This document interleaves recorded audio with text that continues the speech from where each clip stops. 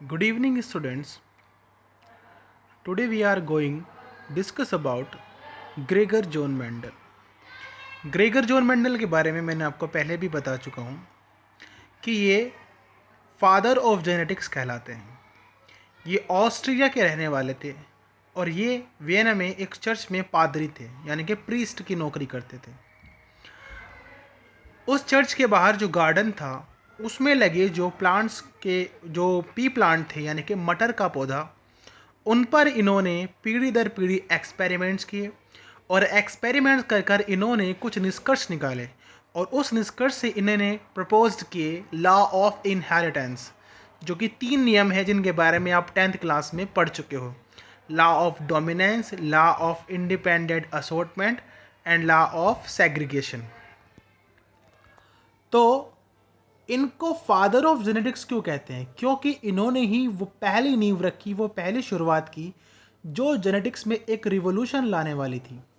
यानी कि कोई भी जीन, कोई भी जो एलील्स होते हैं या फिर जो गुण प्रॉपर्टीज़ होती हैं, वो एक पीढ़ी से दूसरी पीढ़ी में किस तरह जाती है और वो कैसे अपने आप को एक्सप्रेस करती है, कैसे अपने आप को वो फंक्शनलाइज करती है, इसके बारे में ग्रेगर जॉन मेंडल ने कहा। तो इनका बहुत बहुत बड़ा योगदान है जेनेटिक्स के अंदर।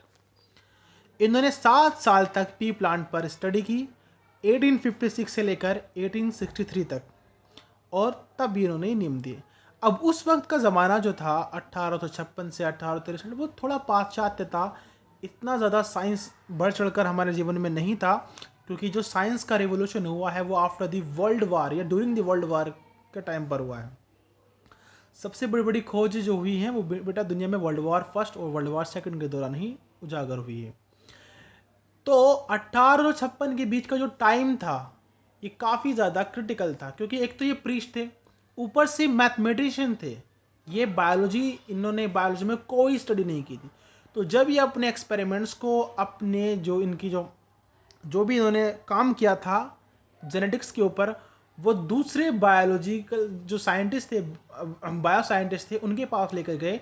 तो इनके उस प्रपोजल को, उनके जो नियम थे, उनका जो एक्सपेरिमेंट था, उनको नकार दिया कि आप तो खुद मैथमेटिशियंस हो और आप इस पर कैसे स्टडी कर सकते हो, ये तो इम्पॉसिबल है और अभी तक किसी और ने ये चीज़ें नहीं की, आपने कैसे एकदम से कह दिया कि ये इस तरह से काम करता है।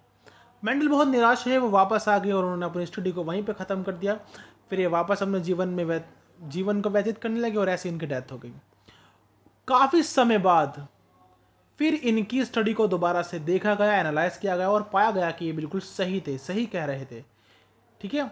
तो उसके बाद फिर ग्रेगर जॉन मेंडल को जो सम्मान उनके टाइम पे मिलना चाहिए था वो उनके डेथ के बाद मिला, काफ़ी समय बाद, क्योंकि उन्हें स्टैटिस्टिकली और एनालिसिस करके और मैथमेटिकल लॉजिकल इसके अंदर लगाया था।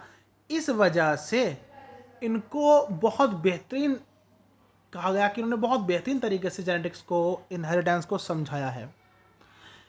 पी प्लांट को इन्होंने क्यों चुना, इसके बारे में बहुत बार सवाल आता है, 10th क्लास में भी आया था या आता है और यहाँ पर भी पूछा जा सकता है कि पायसम सटाइवम, जो कि इसका साइंटिफिक नाम होता है गार्डन पी का, इन्होंने इसी को ही क्यों चुना। इसके पीछे बहुत ज़्यादा रीज़न है, बहुत सारे रीज़न है, वो मैं हम नेक्स्ट वीडियो में डिस्कस करेंगे। तो आज हमने ग्रेगर जॉन मेंडल के बारे में थोड़ी इनकी हिस्ट्री पढ़ी।